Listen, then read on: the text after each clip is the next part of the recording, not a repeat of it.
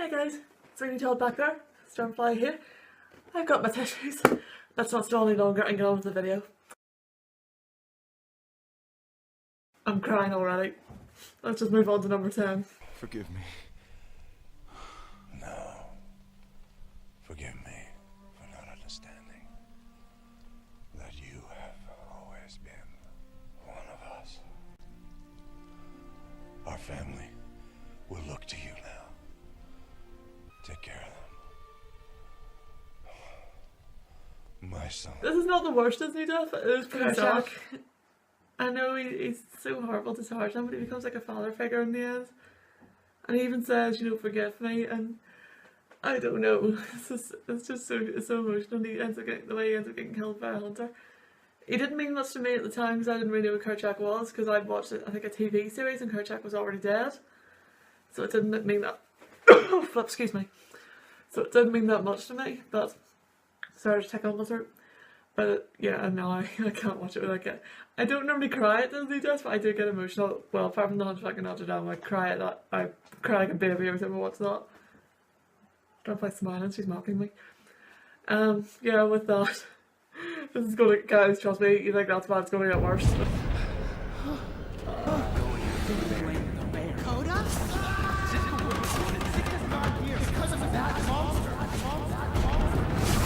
I think Brother Bear is a very underrated film. I actually think the only reason I'm leaning forward, guys, is just because of the way my phone is sitting. Like, I'm sat up here, my head's cut off, so I'm trying to lean forward a bit. But yeah, I think The Lion King really overshadows Brother Bear. I watched it recently, the whole way through, because I'd only seen, I think, the start initially, and I thought it was really good. And I have to admit, I've watched it again. It's on Netflix. It's on the UK one anyway, so I'll definitely recommend you watch it if you haven't already. I think what's interesting about Coda's mother's death is, even though you see her die directly, you don't know it's her. You only know it's her when, I suppose, when Kenai realises, when Coda's telling about how he got separated from her, and then he tells Coda. I would say that's more sad, but it's when he tells Coda. You know, don't hear him doing it, but then Coda's like, I don't like this story, and you see him getting stressed, and it's so sad. I would truly say that's sadder. That's why this is quite low on the list. Yeah. I feel stone-hearted now. The tissues are sitting here with a pen in them because I did, you know, a wee bit of writing not long ago, and then I got writer's block. Note to yourself, never write in a lecture because you might get caught by your lecturer. And when I say write, I mean write, don't write stories, write notes. Because I nearly got caught today.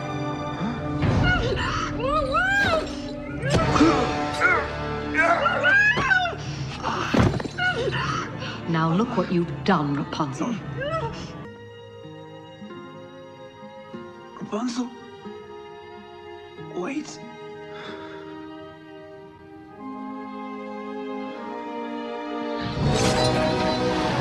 I didn't find Flynn Rider's death tear-jerking and such, but I did find it sad, I have to admit. It kind of reminds me of two characters in my story, because in the third one, I think it was in the third book I'm writing, which it's one I do hope to get published one day. I already have a publisher that I'm going to consider contacting, but I haven't done it yet. Yeah, the guy dies and the girl's completely devastated and tries to bring him back and all. Unfortunately, he doesn't come back. I don't really want to go into it any further because I'll start crying, because I actually cried when I wrote it. Let's just say it doesn't end well for either of them. It kind of reminded me of that a wee bit, and I think the worst part is when she puts his hand on her head. I think that's what she does. And she starts singing, you know, the little tune that would make her hair glow. It's almost like her desperate hope to bring him back. Well, to be fair, he does come back, which is why, again, it's not very high on the list. It wasn't even him dying, it was her. But I think what's amazing was, at the last minute, he saved her. He cut her hair off, so her tie to Gothel was essentially gone, when you think about it. Oh my goodness, I'm just... Guys, honestly, all these like Disney deaths, and not even the ones on the list, like other ones, are just whirling through my head, and oh, I'm going to be crying myself to sleep tonight.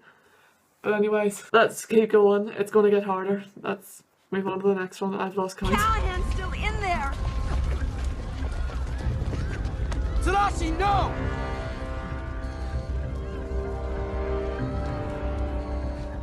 Callahan's in there. Someone has to help.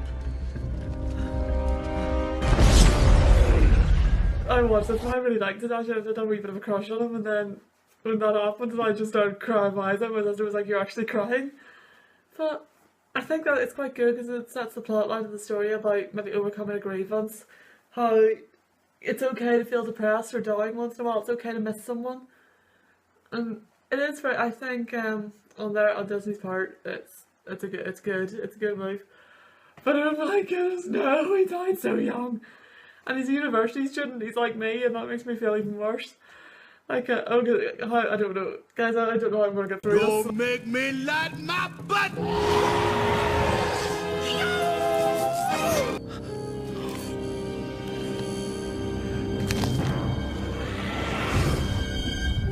Funniest character in Princess and the Frog, Little Ray.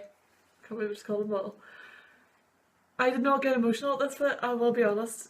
This Disney Death does not get to me that much, but though I think it's very sad because he's an awesome character, it wasn't one that I found particularly sad.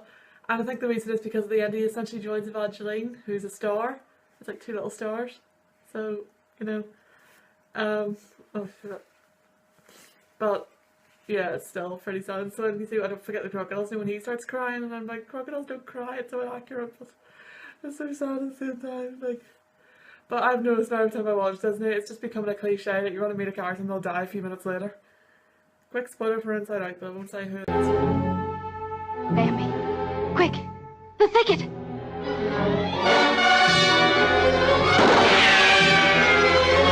Faster! Faster, Bambi! Don't look back! Keep running! Keep running!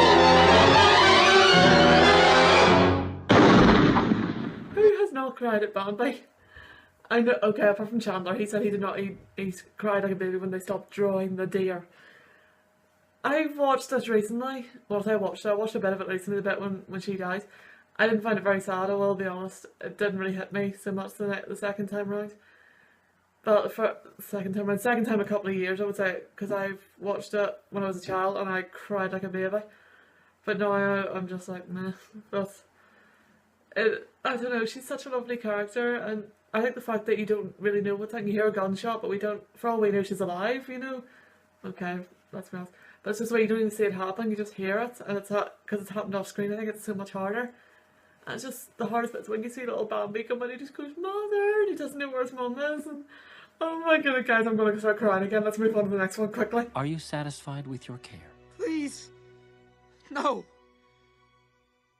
I can't lose you two! I'm satisfied with my care. Why? This is getting worse and worse. Baymax! Well, okay. Quick spoiler, I think I said in the I think when I put the text up, it said Baymax's death, sort of. He doesn't essentially die. So that's why this one's not very high, even though I find this one ridiculously sad. I put it quite low on the list because he does come back at the end, and I did put a spoiler warning at the start, so you've been, bear in mind guys, it was a spoiler warning at the start. Spoiler warning at the start, you've been warned. So that's why I would say this one's not the saddest, but no, it's still pretty heart-wrenching. This is absolute torture. Go say, let's move on to the next one. Goodbye may seem forever, farewell is like the end, but in my heart's a memory, and there.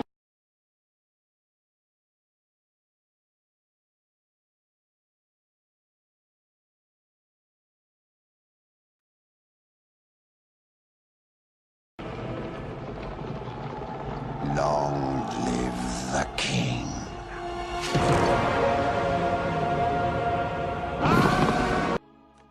You gotta get up. Dad, we gotta go home.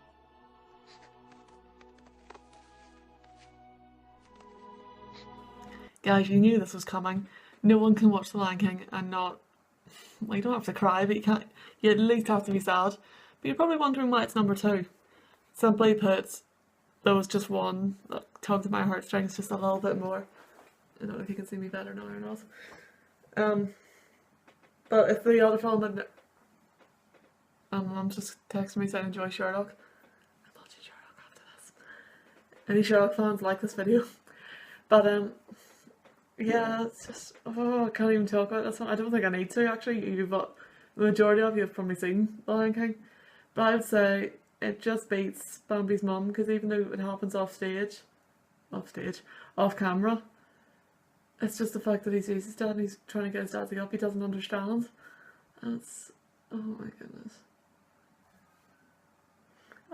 Let's be honest, I don't think I need to say any more of this. I'm actually about to start crying. I'm just looking at my pasta dying. I have no honourable mentions for this video because, well, I suppose Esmeralda from the Hunchback of Notre Dame counts. I'll do a little afterward on that after number 1 as to why I didn't include that in the video. But yeah, I couldn't find any honourable mentions just because all of them were too sad, and I just think you can't really have an honourable mention for a death video because it's too morbid. So, some of you may know that what's coming is number 1. No, it's not the Hunchback of Notre Dame before you say it. Some of you may find this a bit surprising, others may find it obvious, but I do find once I explain to you, it may all come clear why I chose this one.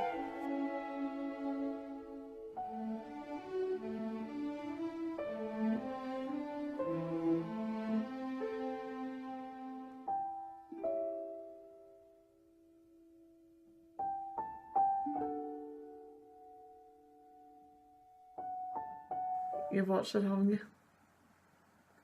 I don't think anyone saw that coming when they went to see Up. It was... wow. There were no words. I think it's just the fact that you see this beautiful relationship blossoming and then we assume it's cancer. Took it away. But it's kind of a beautiful love story because you think if they grew old together, it's not like Romeo and Juliet where they died at the age of like 13 and 15. I would say... I think the sad part is that they grew old together, but then at the end of the day she clearly went when her time came. But just... I would say don't let that put you off watching Up if you haven't seen it. It is very funny. There are quite a few comedy points. If this was a comedy video I would put them up, but obviously it's not a comedy video. I thought Stormfly had fallen over there, she's still there. I'll move her here, so there you are. There you are, she's in the shot better. There you are, Stormfly. But I feel a bit mocked by her, the fact she's smiling.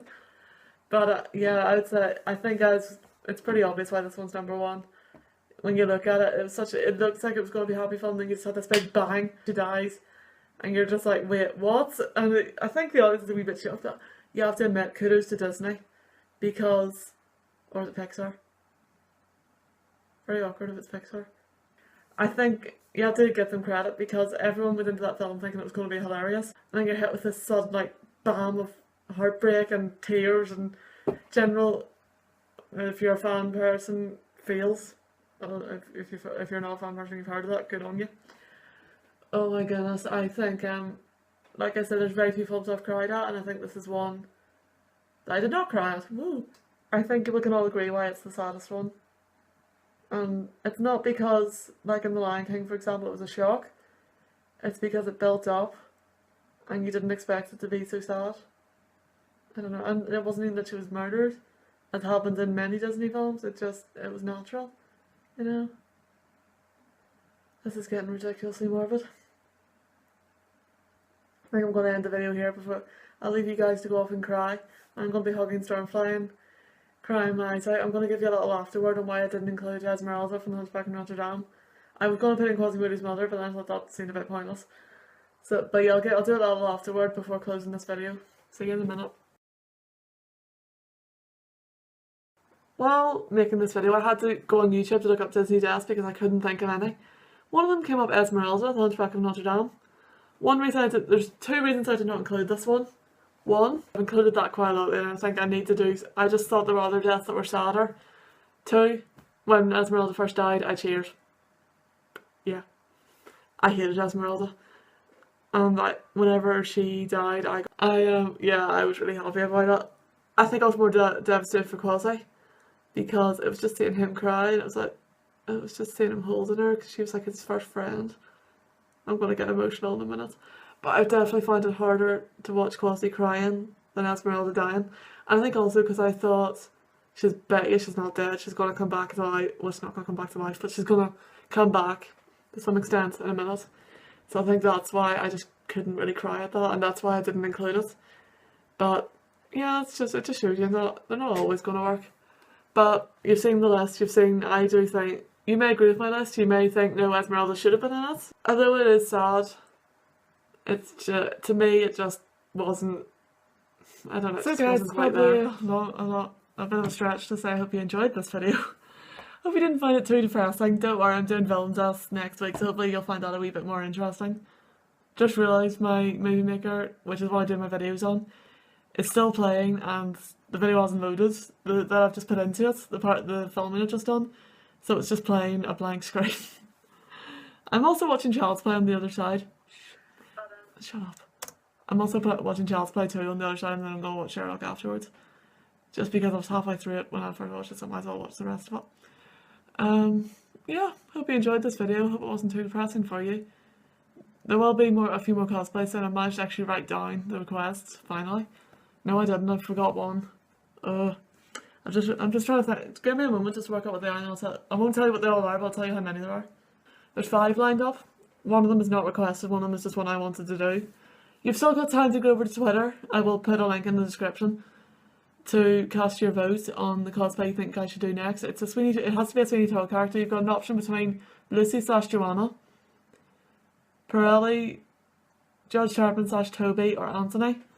So far we've had 2 votes, one for Lucy/Joanna, which then it became, when I asked more specifically, they asked for Joanna. And the other was for Anthony. And I have to admit, I think in my last video I said how much I wanted to do Anthony, so thank you. I know who you are, I'll not say your name because I'll wait till the actual video and then you'll see who requested it. Don't know who asked for Joanna. I don't know how happy I am about it because I don't like Joanna. I find her just substanceless. But what I am glad about is she's dead easy to do, honestly. Like the makeup, you could just, whatever you'd wear as everyday makeup, you could probably, if you wear heavy makeup, just simplify it down a wee bit. But I've ordered a really beautiful dress. I actually haven't ordered it. I've bid on it in an auction. Hopefully I'll get it. If you go on my Instagram, again I'll pop a link in the description, you will see what it looks like. I got a lot of people seem to be saying it looks really nice, and I hope it works. I know I looked up the stage productions of Sweeney Todd. You're supposed to wear white as Joanna, but this dress is blue, and I thought it's similar to the one in the film, but it's prettier.